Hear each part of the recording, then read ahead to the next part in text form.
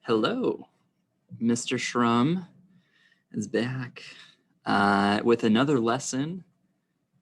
We are moving on to the second part of the muscular system. We talked about the arms last time. Mostly, we talked about the neck, the axial skeleton, all that jazz. Now we're going to look at the legs, right? The muscles that act on the thigh. So let's get into that. The bone that makes up the thigh is the femur. Movements of the thigh occur at the hip joint. That hip joint is extremely movable, right? So move your legs all around. Very flexible joint. The muscles that act on the femur not only provide movement, but they also stabilize the hip joint and provide support while standing and walking.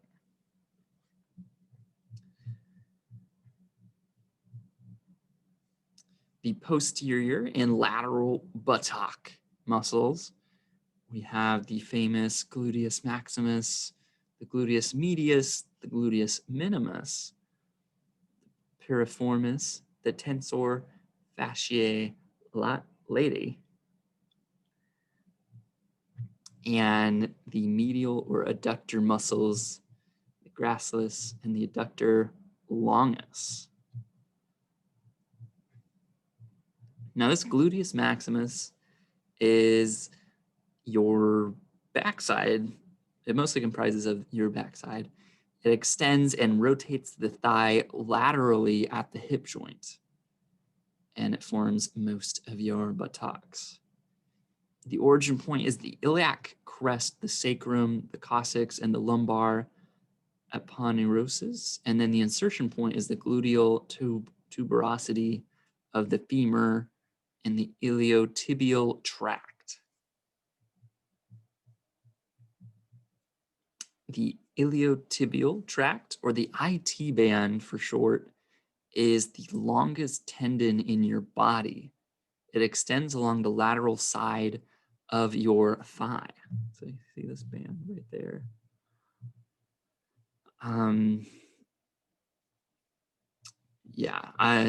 Some sports players can damage this IT band, and that can be a tough injury. The gluteus medius is right here. So we have the gluteus maximus, and then right here we have the medius. It abducts the thigh at the hip joint. Medially and laterally rotates the thigh at the hip joint too. The origin point is the outer surface of ilium, and the insertion point is the lateral and superior surfaces of the greater trochanter of the femur.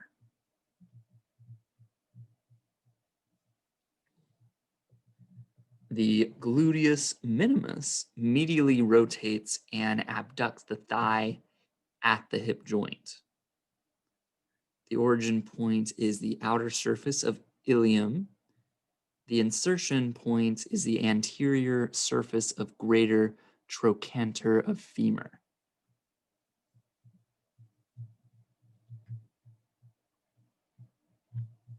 Now this, if we go to the vocab,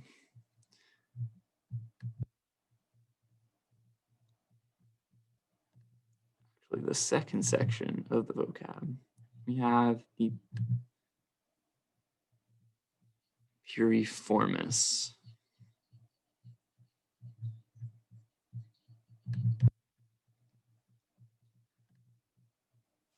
And it laterally rotates and abducts the thigh, the piriformis, at the hip joint.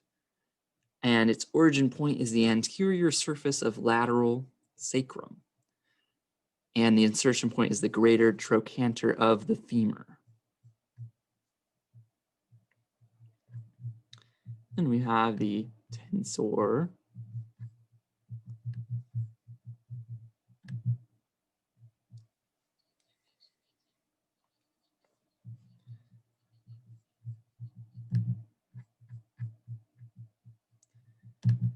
the tensor fascia lati. Tensor fascia lati. Tensor fascia lati. Runs along the lateral surface of the hip. It abducts the thigh at the hip joint. And the origin point is the anterior border of ilium and the iliac crest. And the insertion point is the IT band. Okay, see here. Origin point here, the iliac crest, and then the IT band. Then we have Grasslands.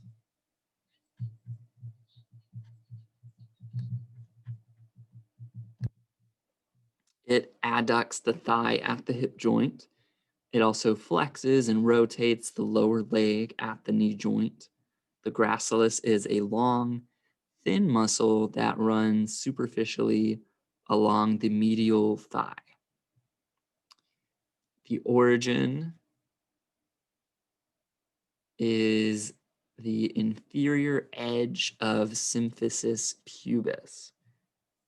The insertion point is the proximal medial surface of tibia. And we have the adductor longus. It adducts, like the name implies, and flexes the thigh at the hip joint. The origin point is the superior aspect of the pubis, and then the insertion point is the linea aspera of femur.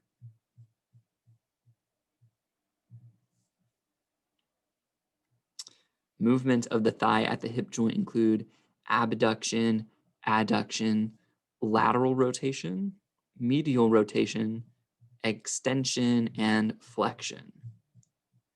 So here we get some diagrams. If you're moving your leg outward like that, you're abducting. And the muscles involved are the gluteus medius, gluteus minimus, the piriformis, and then the tensor fascia lati. If you're bringing in your foot towards the center of your body, that is called adduction of the thigh, and that's performed by the adductor longus and the gracilis.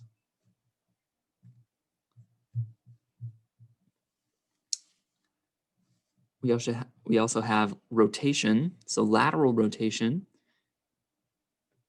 is called lateral because you're moving to the side. So moving your leg, your knee outward to the side like that. You're using your gluteus maximus, the gluteus medius, and the piriformis. Medial rotation is towards your center. So you're rotating the knee more towards the center of your body. And that is performed by the gluteus minimus and the gluteus medius.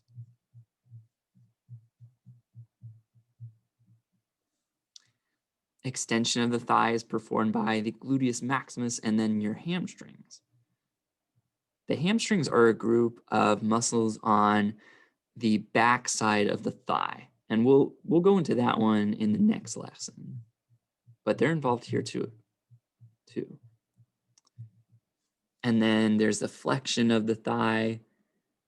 That's performed by the adductor longus and then the rectus femoris. And we'll also talk about that in the next lesson too. The following are the muscles that act on the thigh. Some of the muscles that act on the thigh also act on the lower leg. So we'll discuss those ones next time, or just in this next lesson, actually. The posterior and lateral buttock muscles, the gluteus maximus, medius, and minimus, piriformis, and the tensor fascia lati. And then we have the medial or adductor muscles like the gracilis and the adductor longus. Okay. So let's get into the lower leg. Let's zoom in a little bit.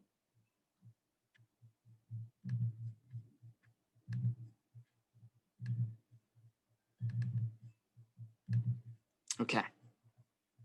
So now we're on the muscles acting on the lower leg.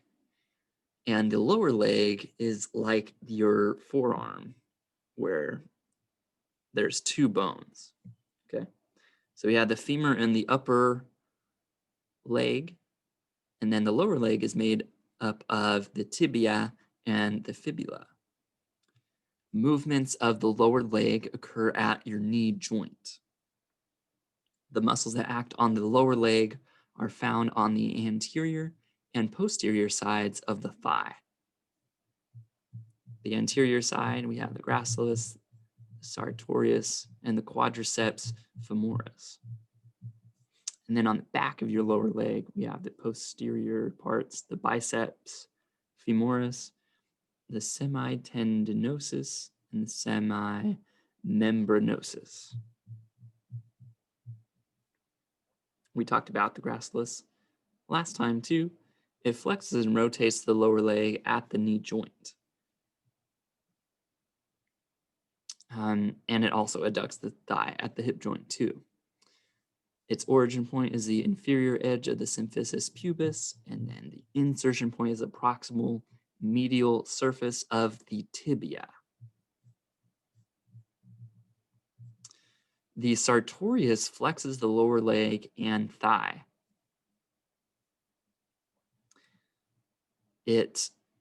After the leg is flexed, it performs medial rotation of the lower leg and lateral rotation of the hip.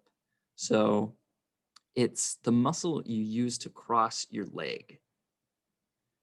The sartorius is a long strap-like muscle, and it runs diagonally across your front part of the thigh. It's also the longest muscle in the body. So you see how it attaches on this end, and then it stretches all the way to the other.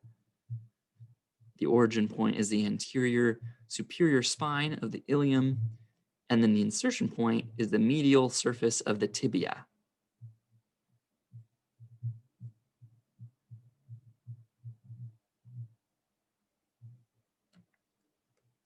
The quadriceps femoris, or your quads, is actually composed of 4 distinct muscles.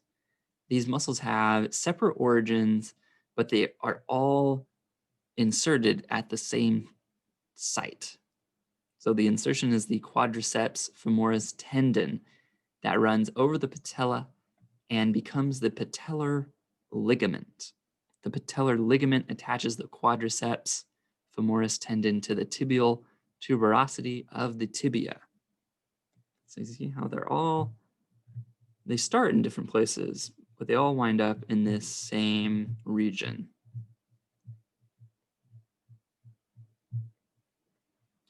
The 4 muscles that create the quadriceps femoris are the rectus femoris, the vastus lateralis, the vastus medialis, and the vastus intermedius. There's a lot of stuff going on, but they're all working together. So first we have the rectus femoris. It extends the lower leg at the knee joint. The origin point is the anterior inferior spine of ilium, and the insertion point is the patella by quadriceps femoris tendon. Then we have the vastus lateralis. It extends the leg at the knee joint. The origin point is the greater trochanter and linea aspera of the femur, and the insertion point is the patella by the quadriceps femoris tendon. Then you have the vastus medialis. It extends the leg at the knee joint. The origin point is the medial surface and linea aspera of the femur. Insertion point is the patella again. Then you have the vastus intermedius. It extends the leg at the knee joint as well. Anterior and lateral surfaces of femur where it starts, and the insertion point is the patella. The patella tendon. And then we have the hamstrings. And these are a group of 3 muscles on the posterior side of the thigh. These muscles are antagonistic to the quadriceps femoris muscles. They work together to flex the lower leg at the knee joint. The hamstrings were mentioned in the previous lesson because they also extend the thigh at the hip joint. And the three muscles that make up the hamstrings are the biceps femoris, the semitendinosus, and then the semimembranosus. And taking a look at each of those, the biceps femoris flexes the lower leg at the knee joints. It also extends and laterally rotates the thigh at the hip joint. The origin point, well, there are two heads, hence the name biceps.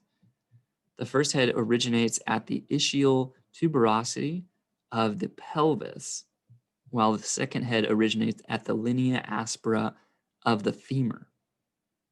The ischial tuberosity is the part of the pelvis that you actually sit on, or your tailbone. And the insertion point is the head of the fibula and the lateral condyle of the tibia. Then we have the semitendinosus. It flexes the lower leg at the knee joint. It also extends and medially rotates the thigh at the hip joint. The semitendinosus is on the posterior medial aspect of the thigh. It bulges out and creates the medial edge of the popliteal fossa. And it originates in the ischial tuberosity of the pelvis. The insertion point is the proximal portion of medial surface of the body of the tibia. Then we have the semimembranosus, flexes the lower leg at the knee joint. It also extends and medially rotates the thigh at the hip joint. It is deep to the semitendinosus on the posterior medial side of the thigh. It originates at the ischial tuberosity of the pelvis, and the insertion point is the proximal portion of medial surface of the body of the tibia. So here we have the movement of the lower leg at the knee joint, extension and flexion. So if you're extending your leg, it's like when you go to kick a ball, you're extending your leg forward and then you're flexing before that. So you raise your leg, flex, and then you extend.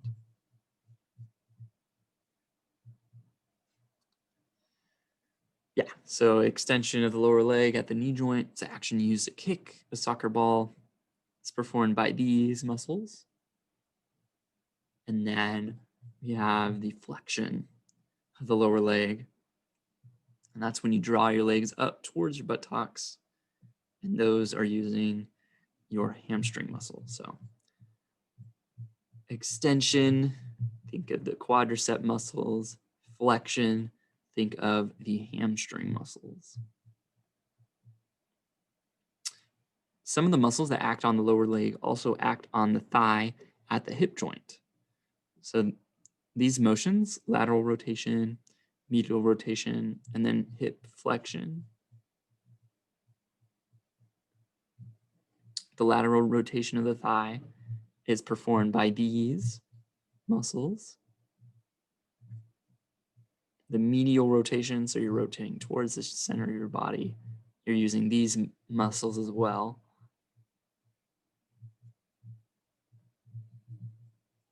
So rotating outward, using some of that hamstring muscles. And then rotating inward, using those other two hamstring muscles too. Extension of the thigh is performed by these muscles. So your gluteus maximus, and then your hamstrings, the backside of your legs. And then flexing the thigh, the adductor longus and the rectus femoris. And then looking at it, like this. The muscles that act on the lower leg are found on the front side and the back side of the thigh. This is all the anterior side and the muscles. Grasslands, the sartorius, and the quadriceps femoris comprised of these muscles, the smaller muscles here. The muscles on the back side, your posterior side, are known as the hamstrings, and these are the 3 muscles there. And that's it for that lesson. I hope that helped you with the upper thigh and the lower thigh region, or lower leg region. And we'll get into other things next time. But until then, I hope you have a great day, and I will see you later. Bye-bye.